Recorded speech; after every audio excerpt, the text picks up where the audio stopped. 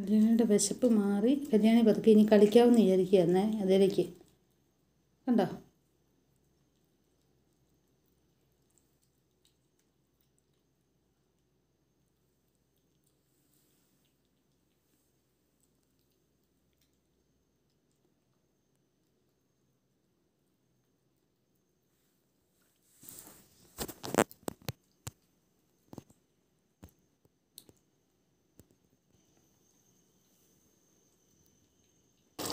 ഇതാണ് അവരുടെ കുട്ടികളുടെ മീനായത്.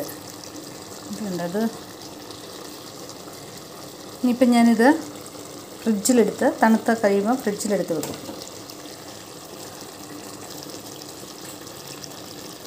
കണ്ടോ,